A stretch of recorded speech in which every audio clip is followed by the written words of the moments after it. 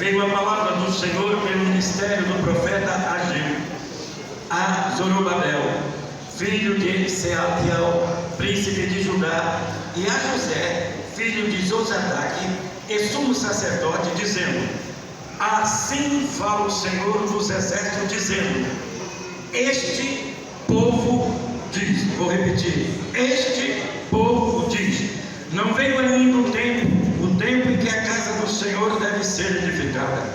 Veio, pois, a palavra do Senhor pelo ministério do profeta Ageu, dizendo: e para vós, tempo de habitardes nas vossas casas estucadas, e esta casa edificada, deserta.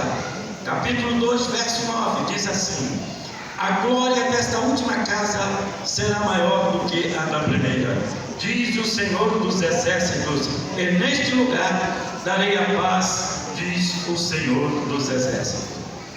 Encontramos aqui, irmãos, uma passagem até histórica. O profeta Ageu sendo usado por Deus para o povo de Judá. No ano 538, o povo estava no cativeiro em Babilônia. E de repente eles recebem uma ótima notícia, que eles poderiam voltar para Jerusalém para reconstruir a cidade. E eles saem muito felizes a caminho de Jerusalém. Lá no Salmo de número 126, diz que eles saíam como que estavam sonhando, sorrindo, cantando, adorando ao Senhor, porque estavam voltando à sua terra. Irmãos, a alegria quando nós recebemos uma boa notícia, quando o cativeiro é tirado, quando Deus cumpre em nossa vida aquilo que Ele quer fazer. Eles estavam 70 anos no cativeiro, mas Deus prometeu que os tiraria dali, e assim fez. Quando Deus fala que vai fazer algo na sua vida, mesmo que você esteja em cativeiro, Ele faz. Ele muda a sua história, Ele muda a sua vida, Ele muda a sua família, Ele muda o seu ministério, Ele muda você de lugar, mas Ele faz aquilo que Ele prometeu fazer. E eles voltaram, chegaram à cidade todos felizes, e começaram a reconstruir a cidade, a fazerem casa para eles.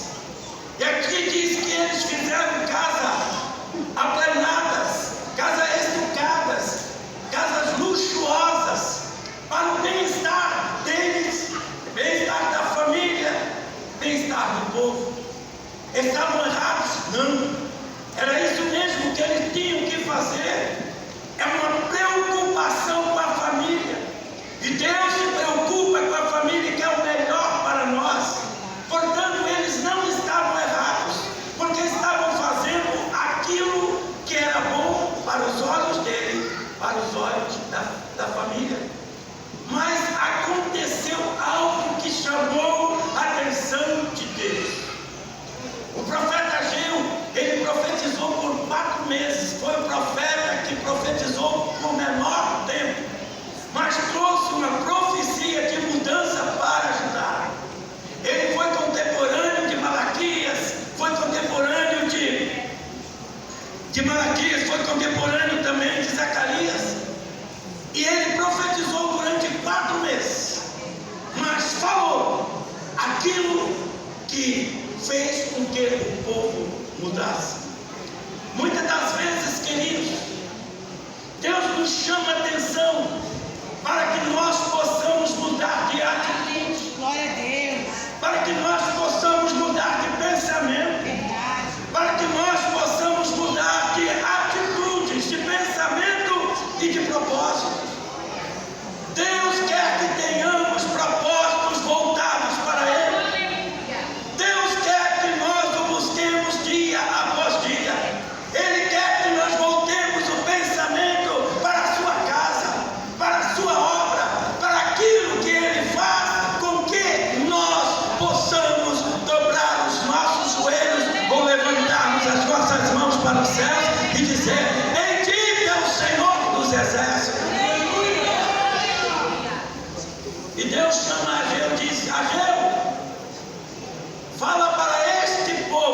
Os irmãos observam o que eu li aqui, fiz questão de marcar bem no verso 2.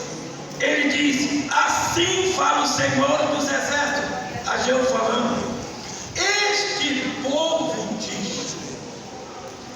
Observe, irmãos, que durante todo o tempo do Antigo Testamento, Deus chamava o seu povo escolhido de o meu povo.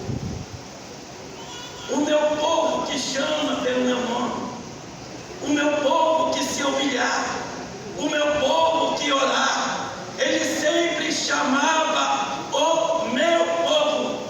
Mas quando chega aqui, ele manda Ageu dizer: o povo diz. Sabe por quê, irmãos? Porque Deus olhou para o povo de Judá.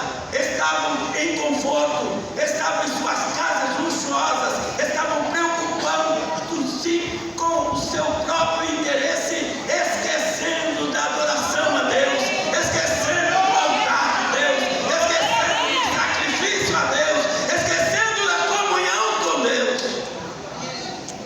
Sabe por que está acontecendo este movimento em nossa igreja nos dias de hoje, ou como está acontecendo aqui? É porque Deus está fazendo uma revolução. Ele está nos chamando a aproximar-nos mais dele. Ele está dizendo: eu vou voltar, como já disse nesta noite, eu vou voltar, eu vou buscar a minha igreja, mas eu preciso de um povo que seja voltado para o altar, um povo que seja redimido, um povo santo, um povo separado, um povo ungido, um povo abençoado, um povo que clama. Eles estavam em pleno conforto, mas esqueceram de um detalhe. O texto diz que eles tinham prosperidade, mas por causa deles se afastarem da comunhão com Deus, que é dentro do templo de Deus, eles tinham semente, semeavam, plantavam, colhiam, mas não dava a prosperidade. Eles bebiam, não saciavam, comiam, mas tinham fome, recebiam o salário, mas era como um saquetel furado, o salário não dava. E eles estavam ali, inertes, dormindo, vendo as coisas acontecerem, Deus chamando a atenção deles, e eles não estavam atentos. Queridos irmãos, há sinais que em nossa vida que aparecem, é Deus dizendo: precisa mudar. É Deus dizendo: precisa voltar-se para mim. É Deus dizendo: precisa dobrar os joelhos. É Deus dizendo: precisa fechar os seus olhos e falar comigo. Muitas das vezes Deus começa a mostrar-nos que aquilo que nós estamos fazendo exige uma aparência prosperidade. Todavia, a prosperidade total e o sucesso não está acontecendo porque faltam detalhes espirituais na nossa vida. O nosso mundo é ligado com o mundo espiritual. O nosso sucesso é ligado com o mundo espiritual. Essa dimensão entre o físico e o espiritual estão sempre juntos.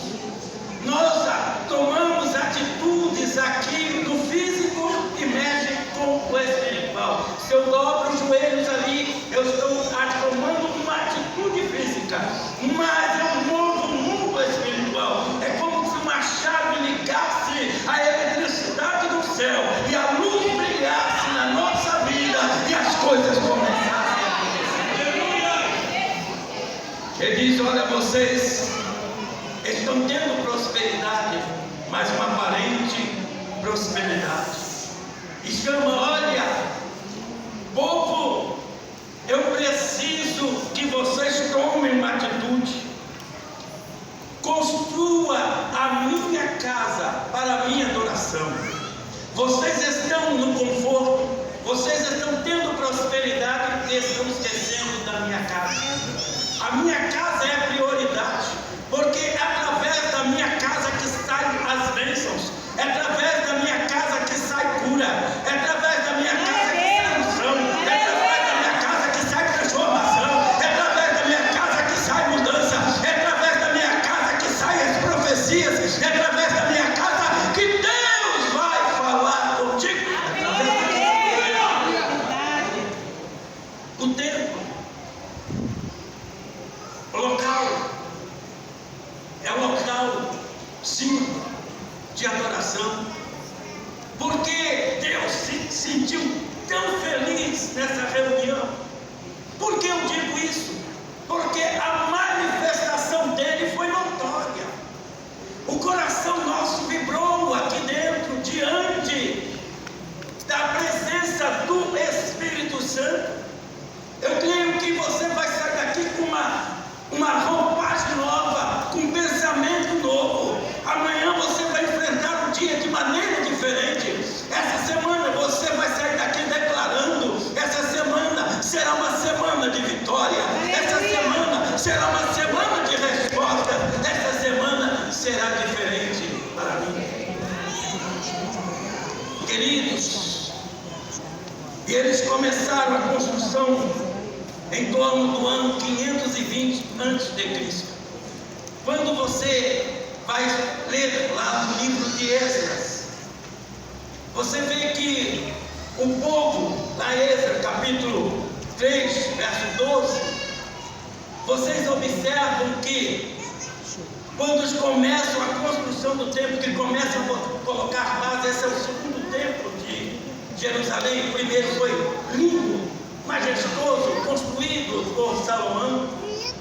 E quando eles estavam ali construindo agora o templo, no comando de Zorobabel, os anciãos, e alguns deles tinham visto a glória e a majestade do templo de Salomão. Quando eles viram aquilo, eles começaram a chorar. Enquanto os jovens riam, enquanto os jovens cantavam, enquanto os jovens adoravam, enquanto os jovens pulavam, os anciãos choravam, porque eles tinham participado de todo aquele efeito, de todo aquele cenário.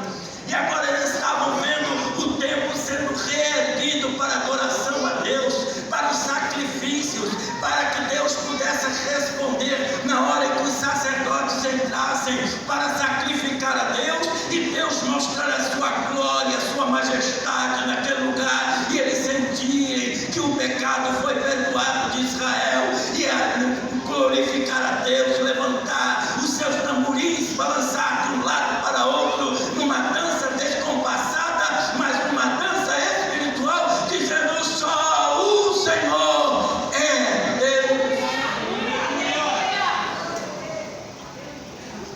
E assim começaram a erguer o templo. Nós sabemos que isso é uma outra mensagem, mas sabemos que houve alguns momentos que tiveram que parar a construção por causa de perseguições. Fake news já existia naquela época. Irmãos, escreviam as cartas para o rei e dizendo que existia ali um povo que estava levantando um templo ao Deus Jeová e que não tinha permissão para fazer aquilo. Foi preciso eles levantarem os arquivos para descobrir que o rei Dario tinha autorizado eles fazerem aquilo. Então, queridos irmãos, sempre quando vamos edificar a nossa casa espiritual, saiba que o inimigo vai se levantar e não vai querer que aquilo aconteça. Quando você estiver fazendo algo no mundo espiritual e que as perseguições começarem, levante as suas mãos para o céu, glorifique a Deus, é porque o negócio é certo, tá? Deus está no negócio. Porque o inimigo não vai se levantar se o negócio está tranquilo. Mas se tem Deus no meio, ele vai se levantar para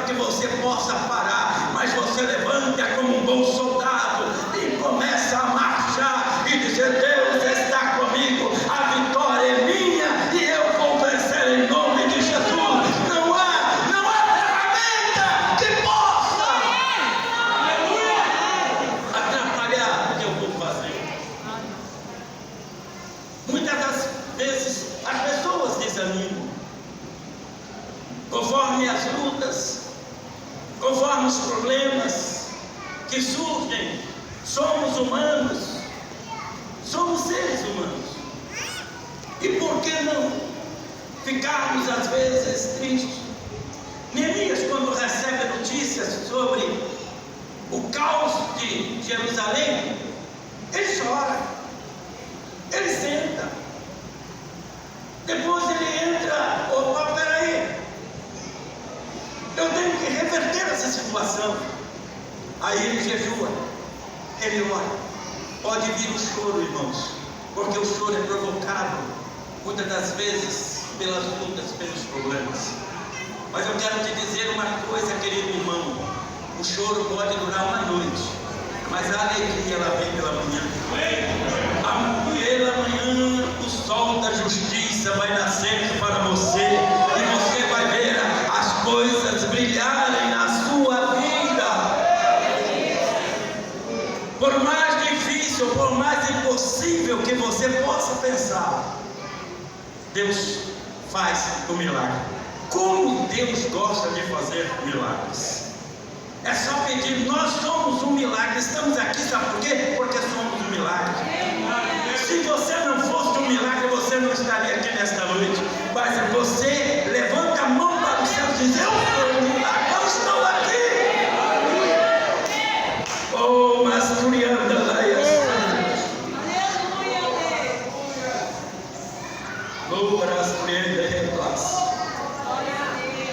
e assim eles levantam o templo, e quando inauguram, quando o templo está pronto, quando começa a adoração, quando começa o sacrifício, eles levaram vários animais para fazer o sacrifício. Ali era um dia de festa. Até hoje a gente faz isso, no dia de inauguração. Hoje, claro, a gente não vai trazer animais para sacrificar, mas a gente vem. Mas tem sacrifício. Como, pastor? Tem sacrifício vivo, santo e agradável a Deus, que é o nosso coração. É a mente renovada, é a mente transformada. Então, no dia de uma inauguração, o que acontece, pastor Júlio? A igreja vem aqui adorar ao Senhor, a sacrificar e dizer: o Senhor é bom, a sua misericórdia dura para todos sempre. Olha que templo lindo, parabéns, pastor. O templo de Magalhães Bastos é super lindo, Deus te abençoe. Então, queridos irmãos, inaugurados. Aí vem Ageu falando, capítulo 2, verso 9, dizendo: a glória desta última casa. Interessante isso aqui, irmãos. O Senhor dizendo: a glória desta última casa. A impressão que se dá era que deveria ser a última casa construída, o último templo. Ou ele estava relacionando ao segundo templo, porque era daquele momento. Mas vamos lá. Será maior do que a da primeira, templo de Salomão, diz o Senhor dos Exércitos, e neste lugar darei a paz, diz o Senhor dos Exércitos. O templo foi construído, e depois, passado cerca de 500 anos depois, e um belo dia, que entra naquele templo que foi construído por Zorobabel? Jesus, o nosso Salvador. O príncipe da paz entrou e ministrou dentro daquele tabernáculo. Aquele templo que está construído, o pastor que já foi ali em Israel sabe, o templo foi construído no Monte Moriá, ali em cima. Foi destruído, está lá o Muro das Lamentações, e hoje já estão tentando construir o terceiro templo, já estão pedindo até ofertas para a construção do terceiro templo. Mas o Senhor diz: a glória desta última casa. Porque se nós formos ver as profecias, a história bíblica, terá um terceiro templo.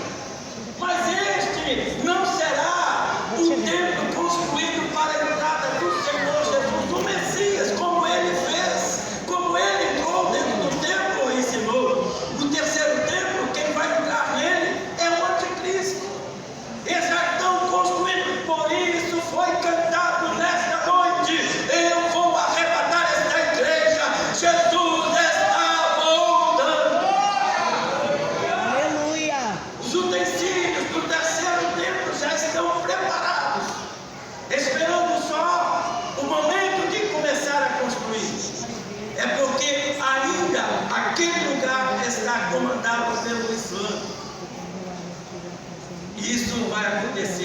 semana ainda vai dar permissão. Então, queridos irmãos, a glória desta última casa será maior do que a primeira. Mas eu quero nesta noite, com esse texto que aqui lemos, sobre a construção do templo, eu trazer para os irmãos uma lição espiritual. O apóstolo Paulo, lá na carta, sua primeira carta aos Coríntios, ele escreveu que nós, no capítulo 3, verso 16, ele escreveu que nós somos o templo do Espírito Santo morando. Então, queridos irmãos, analisando, fazendo um paralelo com aquilo que eu já falei nesta noite, acontece o seguinte: hoje nós nos preocupamos com a nossa vida, com o nosso terra, nosso salário, com o nosso bem-estar. E é bom isso. Todavia estamos esquecendo que agora este lugar aqui é o lugar onde nós nos reunimos para adoração a Deus. Mas o tempo de morada, ela está aqui, ela está aí, ela está aqui, ela está aí, ela está dentro de você. Somos templo do Espírito Santo. Aleluia. E por sermos templo do Espírito Santo, nós temos que buscar primeiro a Deus. Lá, o povo de Judá primeiro se preocupou com as suas casas, depois com o templo. Mas aqui, agora, igreja do Senhor, nós temos que preocupar ao inverso. Primeiro o reino de Deus, as demais coisas serão acrescentadas. Primeiro busca o reino de Deus, a sua saúde vai ser acrescentada. Primeiro o reino de Deus, a sua casa será acrescentada. Primeiro o reino de Deus e seus bens serão acrescentados. Primeiro o reino de Deus e depois as demais coisas serão acrescentadas, porque Deus é justo e a sua justiça é aplicada em nós. Então, quando você está buscando a Deus, quando você está de joelhos, Senhor, tenha misericórdia de mim, Senhor, eu preciso de ti, Senhor, eu preciso de um progresso, eu preciso de um sucesso, eu preciso de algo para alimentar a minha família. O Senhor olha dos céus e diz: muito bem, está primeiro buscando o meu reino, portanto, fique tranquilo, eu vou acrescentar os teus sonhos.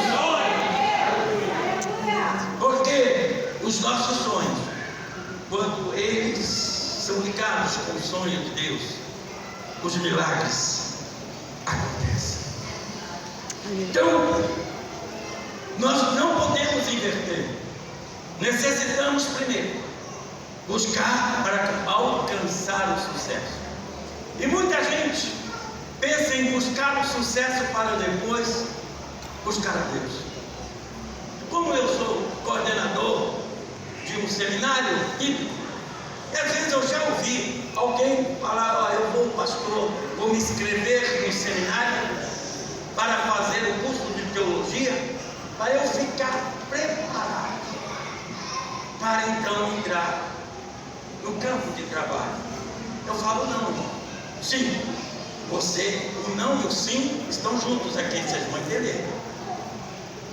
Eu digo: irmão, você deve se preparar. Este é o sim. Você deve se preparar teologicamente, saber o que você está falando, para que você possa ser um futuro obreiro aprovado. Todavia, não é você esperar fazer um curso para depois entrar na obra. Entra na obra e faz o curso, porque você vai desenvolvendo tanto na parte teórica, na parte teológica, como na parte prática.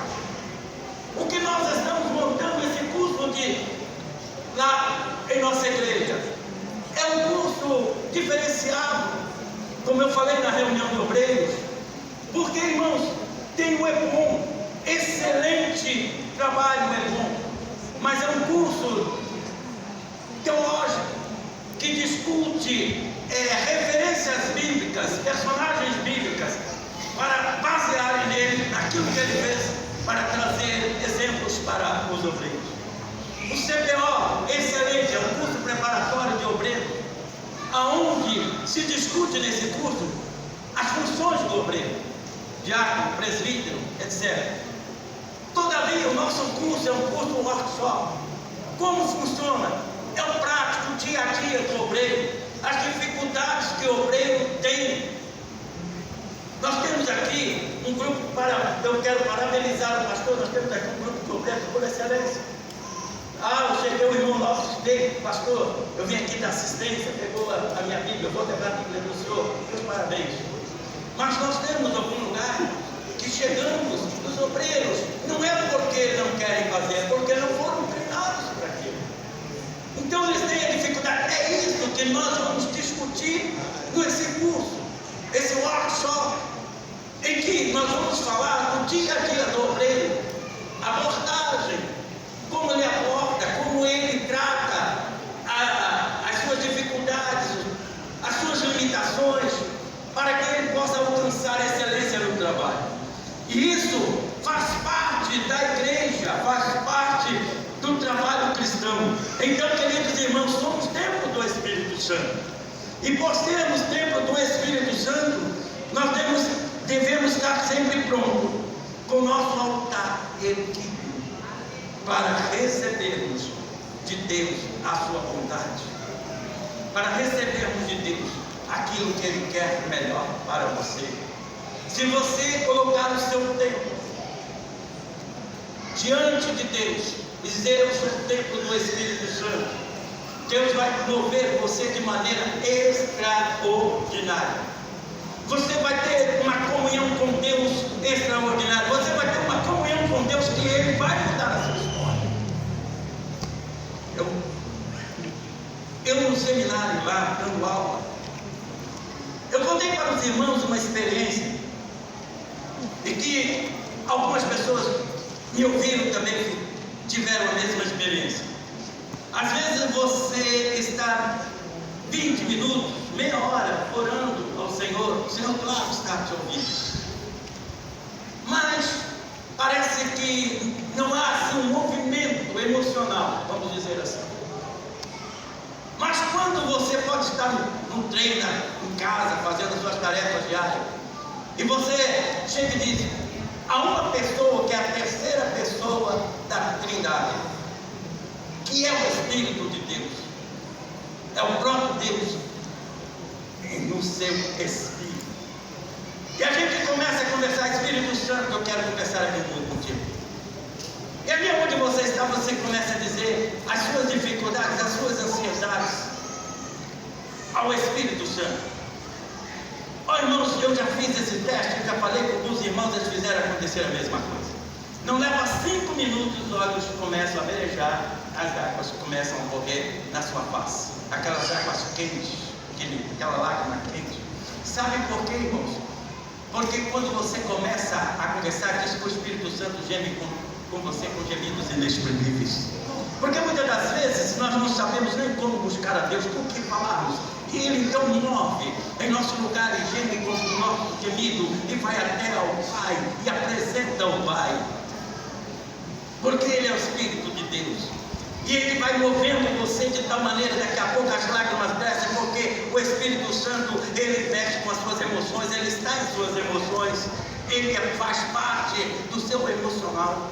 Então o Espírito Santo começa a mover você de tal maneira, as lágrimas rolam, porque o Espírito Santo diz: eu sou o seu companheiro, eu estou aqui para isso, eu sou paracleto, eu estou ao teu lado, eu estou te animando, eu estou te vivificando, eu estou te levantando, não tem problema, eu estou aqui para te ouvir, fala mesmo o que você quer. Essa é a igreja do Senhor, é o templo do Senhor, é onde você pode colocar todas as suas dúvidas, todas as suas ansiedades, todos os seus problemas.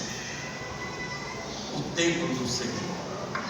Nós não podemos inverter a situação como fez o Dado. Eles inverteram a situação.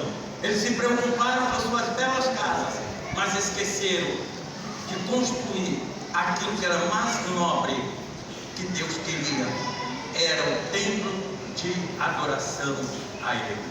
E você hoje, que é o templo de adoração a Deus, Adore o Senhor nesta noite, porque Deus vai fazer mudanças na sua vida, Deus vai fazer milagres na sua família, Deus vai fazer milagres no seu ministério, Deus vai fazer algo de extraordinário na sua vida. E só para encerrando, eu quero contar algo para os irmãos.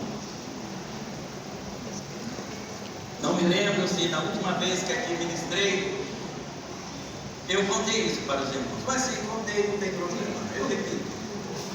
Irmãos, houve um menino de 10 anos, um menino alegre, um menino feliz, um menino que fazia suas artes, como qualquer criança de 10 anos faz. Mas um belo dia, aquele templo, o menino de 10 anos, que era um templo de adoração a Deus, porque o Espírito Santo habitava naquele menino. Ele foi para o leito de enfermidade e, visitado por vários meses, o médico não dava solução, e aquele menino continuava no seu leito de dor. Mas um belo dia, o pai daquele menino chegou para o médico e disse: doutor, eu quero que o senhor fale para mim o que está acontecendo com meu filho. Esse médico na época era um tenente do exército na Academia Militar das Agulhas Negras. E aquele médico então disse para aquele senhor: olha, logo o senhor quer saber se o senhor está preparado? Ele disse: olha, seja o que for, mas fale-me, por favor. E ele disse: olha, vou falar para o senhor o seguinte, eu vou continuar visitando aqui, vou continuar medicando, mas eu estou estudando a situação desse menino, porque ele está paralítico, não vai andar mais. É bom até que o senhor compre uma cadeira de rodas, porque esse menino não pode ficar na cama. E o menino ouviu. Eu disse: agora que o senhor sabe, eu vou falar para o senhor o seguinte: a paralisia que está no corpo desse menino está diferente das que eu conheço.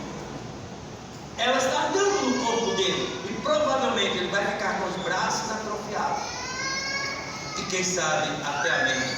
Em outras palavras, ele vai ficar retardado, né? Que é a palavra popular. As lágrimas brotaram no rosto daquele senhor. E o médico falou: agora o senhor está sabendo? Vamos embora. E foi. O menino continuou lá na cama. Foi uma agulha na perna dele, não sentia nada. Mas, pastor, um dia, após a escola bíblica dominical, uma irmã do círculo de oração, essas irmãs abnegadas, que dobram os joelhos. Eu já vi hoje aqui que temos aqui a oração da irmã Cristina, né? Que é responsável. Essas irmãs abnegadas, que dobram os joelhos, e quando elas colocam o joelho no chão, Deus dos altos céus já se prepara para mandar vitória no seu povo. Aleluia. Porque elas têm a chave do trono da graça, que conquistar isso pela oração, pelo joelho. E aquela irmã chegou e perguntou àquele senhor, que era um pastor, era pastor, disse: irmão Apaixon, como está o menino? Eu disse: irmã, chamava Alzira, já dorme no Senhor há muito tempo, irmã Alzira Sacramento. Ó, irmã Alzira, segundo o médico, ele não anda mais.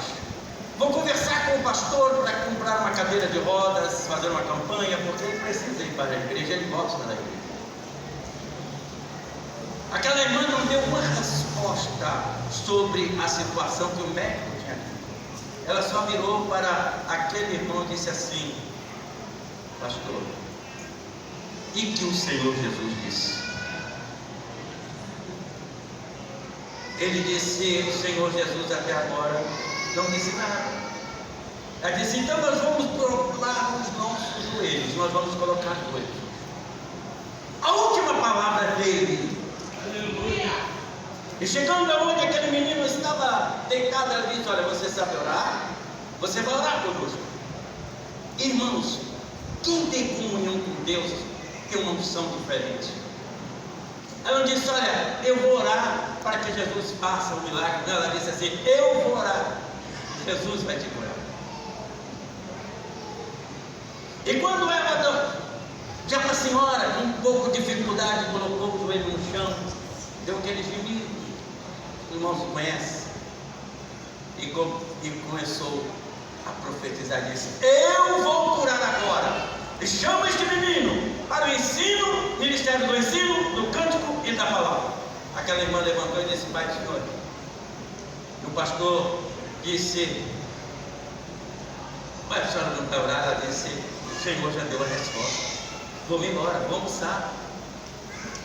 Passaram-se 10 minutos, aquele menino continuava ali na cama, mas quando completaram-se 30 minutos, aquele menino deitado, ele sentiu que as pernas estavam começando a tremer, a balançar, a palpitar. Glória a Deus. Aquele menino então disse: bom, se já está assim, provavelmente eu posso já dobrar minhas pernas. E elas obedeceram. Aquele menino, seus pais almoçando lá na cozinha, e ele sozinho lá na cama, se preparando também para o almoço deles. Ele disse: muito bem, se eu já posso dobrar as minhas pernas, quem sabe eu posso sentar. E aquele menino sozinho lá, os pais almoçando, ele foi, sentou à beira da cama, sentiu que já conseguia se sentar. Ele disse: muito bem, se eu posso sentar, vou ver se a minha perna está firme. Ele balançou a perna e sentiu que as pernas estavam firmes. Glória a Deus. Jesus estava curando. Aleluia. Jesus estava cumprindo. Glória a Deus. Ele disse: muito bem, se a minha perna está firme, eu certamente posso me levantar. E ele firmou, apoiou e disse: ficou em pé. Ele disse: eu estou em pé, eu posso dar passos. Deu o primeiro passo, sentiu que já a perna obedeceu. Ele deu o segundo, a perna obedeceu. Ele deu o terceiro, a perna obedeceu. Ele foi até onde estava a cozinha. O seu pai pegou ele, levantou para o alto e disse: o Senhor respondeu as nossas orações. Eu não sei qual é o teu milagre, quanto tempo vai demorar. Daquele menino foram 30 minutos. Mas, queridos irmãos, quando o Senhor fala, Ele cumpre. Ele disse: eu vou curar agora. Ministério do ensino, do cântico e da palavra. Ministério do ensino. Aquele menino, passado alguns anos, começou a lecionar na escola bíblica dominical. Depois, em institutos bíblicos, o Senhor estava cumprindo. Ministério do ensino. 1978. Menino é bem, já passou-se anos. 1978, aquele menino começou, ou gravou um antigo LP, né, aquele disco de vinil. Estava se cumprindo outra parte da profecia. Ministério do cântico. Parabéns à irmã que fez isso aqui. Isso aqui é exemplo de uma liderança eficaz. As pessoas têm olho diário. Deus te abençoe. Mas faltava cumprir mais uma das profecias, que era ministério da palavra. Aquele menino paralítico, hoje, na Assembleia de Deus, em Magalhães Bastos, cujo anjo da igreja é o pastor Júlio Sermões, veio aqui pregar a palavra de Deus. Aonde foi a paralisia, o Senhor tomou sobre si as nossas enfermidades. Hoje eu estou aqui para testemunhar: ainda Deus faz milagres. Você crê nisso? Levante a sua mão, glorifique o nome do Senhor. Deus ainda faz milagres, e você está aqui porque Deus quer fazer um milagre na sua vida. Deus abençoe a todos. Em nome de Jesus, agradeço ao pastor Júlio pelo convite. Deus abençoe.